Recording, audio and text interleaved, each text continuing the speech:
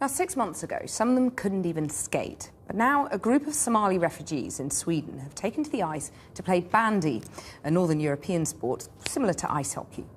The Somali team are about to compete in the sport's World Championships for the first time, and they'll be the first ever African team to do so.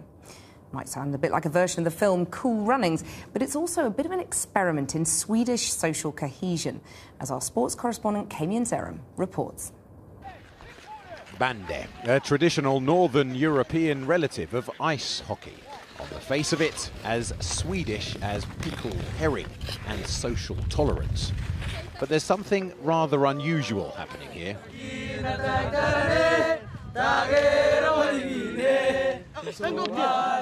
Somalia join hands, they sing. Belting out their national anthem is the Somali national Bandy team and one of their Swedish coaches, toasting home from a small snowy town called Borlänge. For they are refugees and they're about as far as one could imagine from Mogadishu. And in a few weeks, they'll be the first ever African team to compete in the Bandy World Championships, further away still in Siberia. This is a history, a huge history. You know, there have never been an African nation who played in ice hockey or bandy or things like that. And then consider this. Do you feel more Swedish? Yes, sir. Yes, sir. Because of Swedish people, they see what we can do. They see we can play their sports. I feel like I'm closer to them. Like I have more friends than I have when I was playing football. So it's kind of special to me. Which is precisely the point. The action on the pitch, the learning in the classroom about the sport's history is a very Swedish experiment in social integration. Like much of Europe, migration has put pressure on the welfare state and moved politics to the right. This team was formed quite deliberately to build community bridges. Why are you doing this? I'm doing it for me and for my children because this is selfish. I want to stay in Borlänge. I want this to be a nice place, and then somebody got to do something. And the Swedish people can't do it alone, and the Somali people can't do it alone. So we have to do something together. This might be liberal Sweden, but life as a refugee isn't straightforward.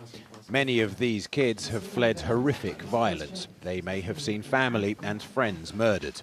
The Somali Bandy team captain teaches at this school for new arrivals. Despite their reputation for tolerance, the Swedes, he says, can be aloof. I have met many people who says Swedish people, they don't talk too much. They don't talk to you when you say, when you want to integrate them. Integration. The rise of the right has put Sweden's famous tolerance under pressure. This controversial political campaign video shows women wearing burqas chasing a pensioner for benefits. It was produced not long ago by a new force in Swedish politics, far-right nationalists.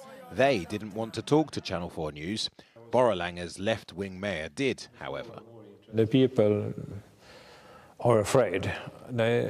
Usually people are afraid from something new. And when something new come in the society, new people come. You need some time. You need to meet the new people. You need to understand them, and you need to find something together. And he claims there are sound reasons to welcome the refugees. Social cohesion is one thing, cold, hard economics another. His city's population is aging.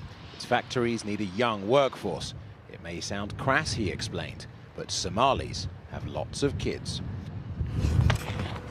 And what many young men in particular share is a love of sport.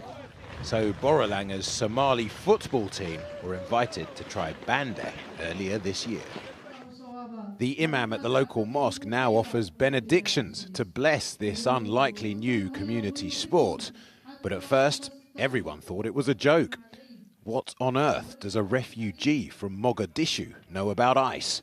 Just 6 months ago, few of them could even skate. They weren't that good, they weren't serious about it, but now like it's a lot of people that want to be in the team now. Yeah. But before they were like laughing at them, they were like, no, you can't make it. It hasn't been easy. Some local businesses agreed to give them vital sponsorship, but only on the quiet. They don't want a backlash for being seen to support immigrants. But thus far, despite heavy losses in their practice games, Boralanga's Somali Bandy project is on to a win. Yeah, I have to say kind of a little bit. I feel it sometimes when I'm putting on things like these shirts and It makes the you feel skates. Swedish. Yeah, you feel it because you're like I'm not Somali anymore. Somali or otherwise, they debut at the Bandy World Championships at the end of the month, after which they'll come back home here. Sport meets social integration, Swedish style.